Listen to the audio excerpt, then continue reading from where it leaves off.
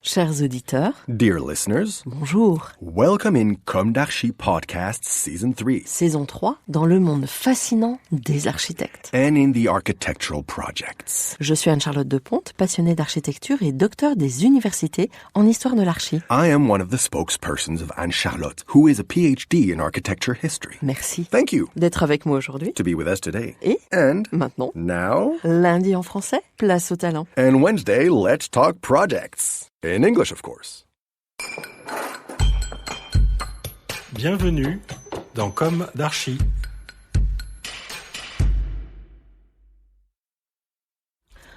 Chers auditeurs, bonjour. Bienvenue dans la série d'été de la saison 3 sur le thème Petite Chronique et Beau Château. Retrouvons-nous aujourd'hui sur le vaste sujet du château de Chambord que nous traitons que très partiellement en raison du temps imparti, ainsi que les spécialistes nous pardonnent. N'hésitez pas à écouter ce podcast lors de votre visite de ce monument. Au-delà de la forêt dense, à travers les bois et le domaine de chasse, imaginons la toiture singulière en fleurs de lys apparaître, tel un marqueur d'un demi-millénaire. La renommée du château de Chambord ne date pas d'aujourd'hui. Depuis maintenant plusieurs siècles, nombre d'historiens se sont penchés sur son architecture. Et pourtant, sa paternité reste un mystère. À la fin du XVIIIe siècle, les archives du chantier royal ont été dispersées ou détruites, rendant impossible la découverte de son ou de ses concepteurs. Ni plan, ni texte originel ne citent clairement le nom de celui qui a conçu l'un des édifices les plus remarquables de la Renaissance. En revanche, à travers cette édification, hors norme, nous pouvons identifier sans aucun doute l'influence du travail de Léonard de Vinci.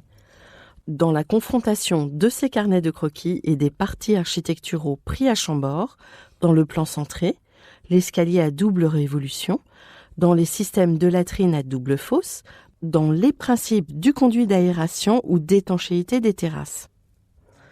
Alors, l'on parle plutôt de l'œuvre de son commanditaire François Ier, œuvre estampillée de la fameuse salamandre, insigne du monarque, un peu partout dans l'édifice, en bas-relief, dans beaucoup de caissons des voûtes, en motifs répétitifs. La salamandre est l'animal héraldique des comtes d'Angoulême, dont la devise est « Nutrisco et extingo », soit « Je me nourris au bon feu, j'éteins le mauvais feu ». La salamandre, symbole de constance, d'intégrité. Elle exprime toute l'ardeur d'un jeune monarque. On la retrouve représentée plus de 800 fois à Chambord. Foisonnement de l'emblème du roi à nuancer pourtant. Thibaut Fourier et François Parrot, dans leurs recherches, l'enjeu dynastique à travers le décor sculpté de Chambord, rôle et place de Louise de Savoie, souligne, je cite, « L'emblématique royale est particulièrement présente à Chambord. Elle s'y déploie dans toute sa richesse. Ce monument, que l'on pourrait croire à la seule gloire du roi, laisse pourtant une place aux emblèmes d'autres membres de la famille royale. Le dauphin, la mère du roi et, plus inattendu, son défunt beau-père, Louis XII. Chambord acquiert ainsi une dimension dynastique insoupçonnée au premier abord. La construction engagée pour le 25e anniversaire du roi et poursuivie jusqu'à sa mort, est le reflet de ses préoccupations, de sa politique, de l'image qu'il voulait promouvoir et de leur évolution au cours du règne. S'y perçoit notamment le souci d'affirmer et de renforcer sa lignée. Dans ce contexte, Louise de Savoie, mère du roi, a bien évidemment sa place. En effet, François Ier était un grand communicant. Sans doute jubilerait-il en France aujourd'hui, où tant de frontières entre les disciplines ont été abolies, où l'on retrouve une communication au service du pouvoir. Quoique. Hier, le sens était magnifié. Les outils en étaient le bestiaire et la sculpture. Aujourd'hui, excite la symbolique et bienvenue la manipulation des images, où fiction et réel s'enchevêtrent dans une perte de sens.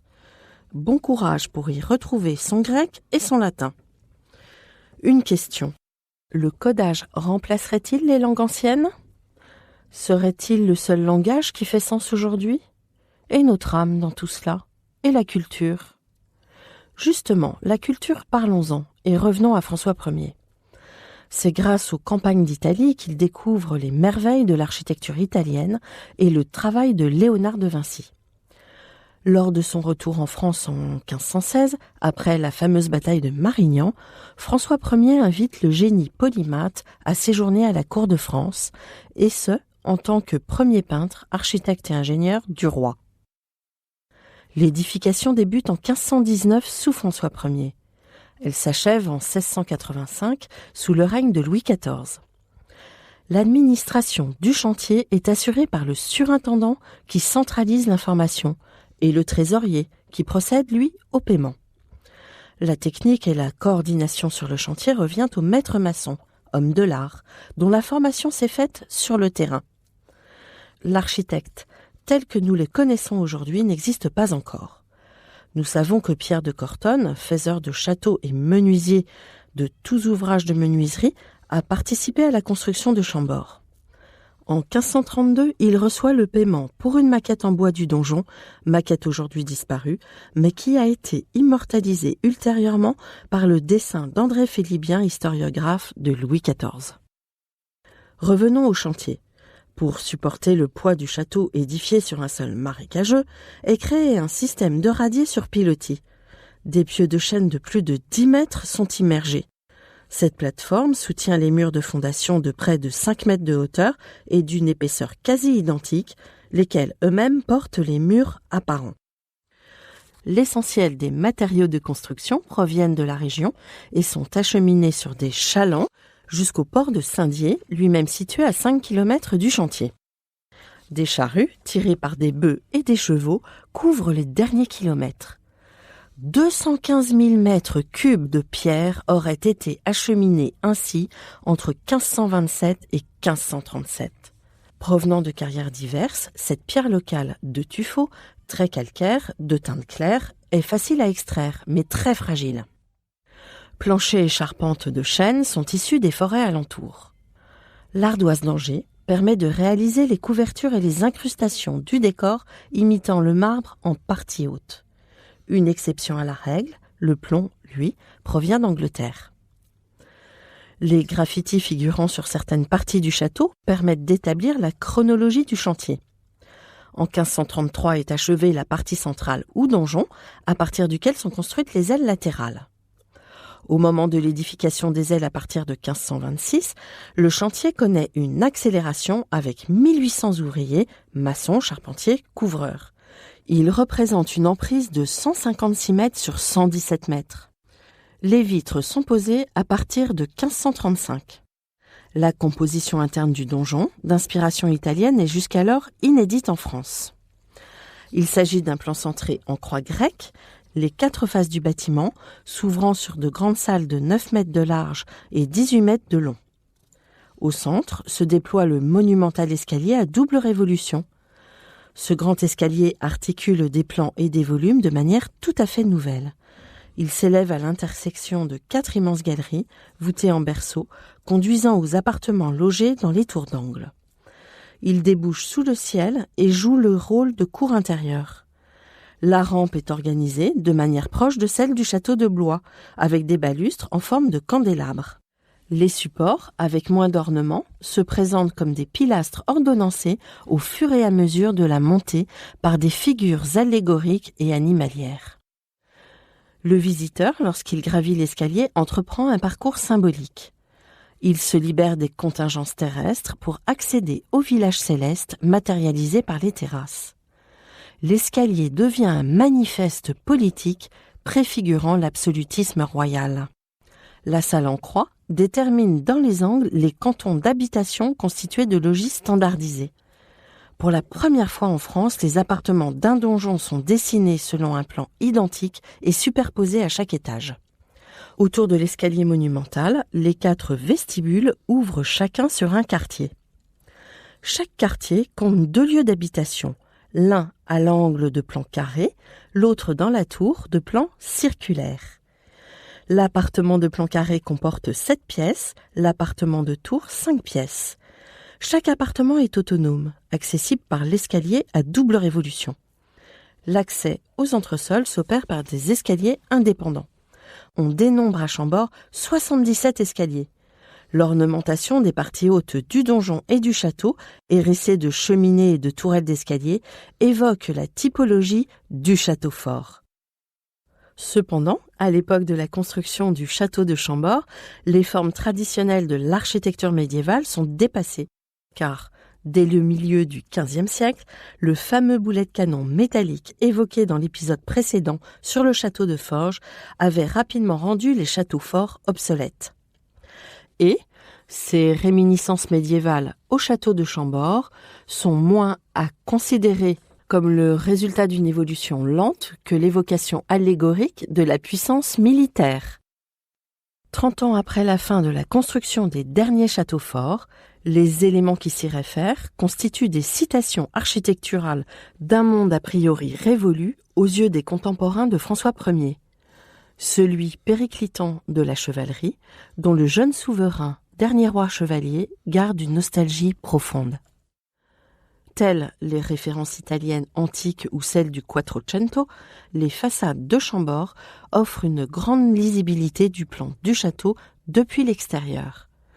Les niveaux habitables sont visuellement séparés par un bandeau mouluré courant à l'horizontale sur toute la largeur de la façade. Dans le sens vertical, le rythme est donné par des piliers aplatis ou pilastres sur lesquels les bandeaux semblent reposer. La disposition de ces éléments forme un quadrillage à l'italienne, immuable et régulier. C'est dans cette trame que viennent s'enchâsser les différents types d'ouvertures qui donnent à la façade son aspect modulaire. Ces préoccupations formelles se manifestaient déjà dans quelques autres demeures du Val-de-Loire, Chenonceau, Blois, Azel-Rideau, mais la géométrie du plan du château de Chambord est unique, car elle n'a pas été contrainte par des accidents de terrain ou des constructions déjà existantes. Chambord inscrit dans la pierre l'idée de transition, celle d'un monde défensif vers un monde d'ouverture. Et ce n'est justement pas par hasard, au regard de l'actualité ukrainienne, que j'ai choisi de cheminer en ce mois d'août, avant la reprise de septembre, vers un processus constructif d'ouverture au travers de l'histoire. Au moment de la rédaction du présent podcast, je suis heureuse de découvrir et trouver écho dans l'article de Paul Ardenne « L'architecture et la guerre, les noces perpétuelles », page 100 de la revue Archistorm, numéro 115, de cet été. Il y consigne entre autres, et à la mitraillette, les résonances architecturales de nos derniers conflits planétaires, offrant cette lecture d'une architecture militaire qui se doit d'être imprenable et mieux placée que l'architecture civile.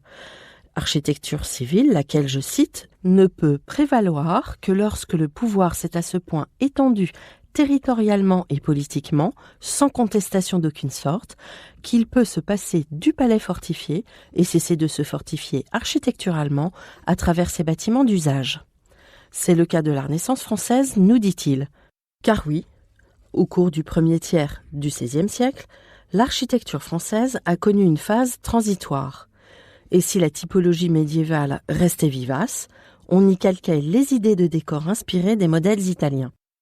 Ensuite, les maîtres d'œuvre, tout en restant dans la tradition française, ont montré une compréhension accrue des principes italiens. Ils les adaptèrent en cheminant progressivement vers leur introduction dans le langage du monumental national. Je doute que l'étendue politique autorisant l'architecture renaissante évoquée par Paul Ardenne soit à l'image d'un repli sur soi. Formellement, elle en est la preuve du contraire. Et, en résonance avec Chambord, pourvu que ce cheminement de notre monde contemporain vers la lumière ou les lumières ne soit pas révolu, que la guerre ne nous condamne pas au point de ne laisser que peu d'espoir à toute forme de vie sur Terre, ne semant derrière elle, par la folie des hommes, que des vestiges inanimés. Et encore. Nous aurions pu nous étendre davantage, et par exemple sur les merveilleuses terrasses à Chambord, l'ensemble du décor, sa période post-François Ier, mais le temps de nous quitter aujourd'hui est venu. Histoire d'appuyer sur la notion d'ouverture, retrouvons-nous dès la semaine prochaine avec un travail sur le château d'Annette, autre exemple de la Renaissance française, et dont la construction démarre postérieurement à Chambord. D'ici là, prenez soin de vous. Au revoir.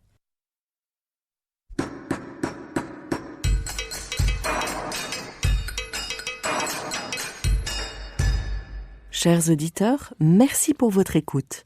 Merci à Julien Rebourg, réalisateur, qui nous accompagne sur la partie son. N'oubliez pas de retrouver nos sujets en avant-première sur Instagram à l'adresse @commedarchipodcast. Si vous aimez ce podcast, favorisez sa diffusion en lui donnant 5 étoiles sur Apple Podcast, plus un petit commentaire, ou sur votre plateforme de podcast favorite. Et surtout, abonnez-vous pour écouter tous nos épisodes gratuitement. À bientôt, et d'ici là, prenez soin de vous.